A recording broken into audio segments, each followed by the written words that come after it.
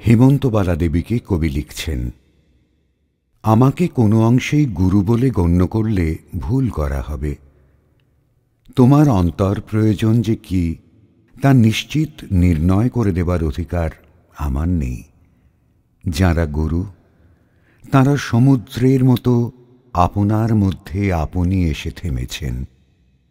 তাঁদের বাণী তরঙ্গিত হয় তাঁদের গভীরতা থেকে। আমার ধ্বনি ওঠে জীবনের বিচিত্র সংঘাত থেকে। তাঁদের বাণী জাগে অন্তরাত্মার স্বকীয় আন্দোলনে। তুমি তোমার গুরুর কাছ থেকে এমন কিছু যদি পেয়ে থাকো যা কেবলমাত্র আলাপ নয়, যা আদেশ, যা নির্দেশ, যা তোমার আত্মাকে গতি দিয়েছে, তাহলে তার ওপর আর কথা চলে না। কেননা আমি তো কেবলমাত্র কথাই দিতে পারি, গতি যোগাতে পারি নে তো। আজ পর্যন্ত কাউকে তো আমি কোনো ঠিকানায় পৌঁছে দিইনি। সঙ্গে সঙ্গে চলতে চলতে অনেককে খুশি করেছি, এই পর্যন্ত। আমি আমার নিজের পথে চলি, সেই পথে শেষ পর্যন্ত কোথাও পৌঁছব কিনা তাও জানি না।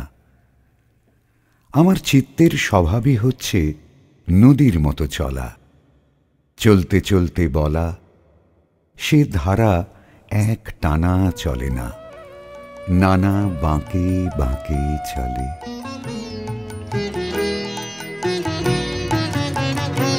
ওগো নদী আপন বেগে পাগল পারায়, আমি স্তব্ধ চাপার তরু বন্ধ ভরে তন্দ্রাহারা। ওগো নদী আপন বেগে পাগল পারায়, আমি স্তব্ধ চাপার তরু বন্ধ ভরে তন্দ্রাহারা। ওগো নদী আপন বেগে পাগল পারা।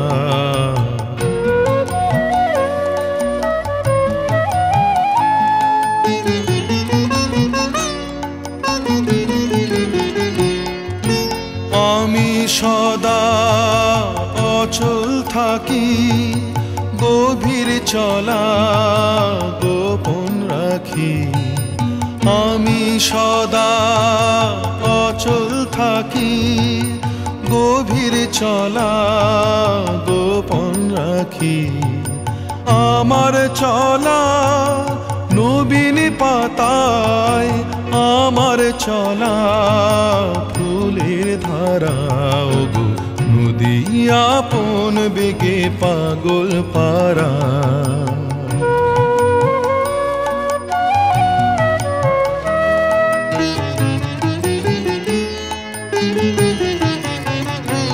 ওগো নদী চলার বেগে পাগল পারা।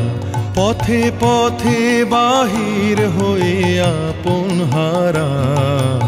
আমার চলা যায় না বলা, আলোর পানে প্রাণের চলা।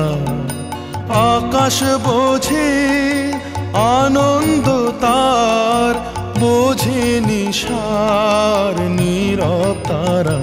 ওগো নদী আপন বেগে পাগল পারায়, আমি স্তব্ধ চাপার তরু বন্ধ ভরে তন্দ্রাহারা। ওগো নদী আপন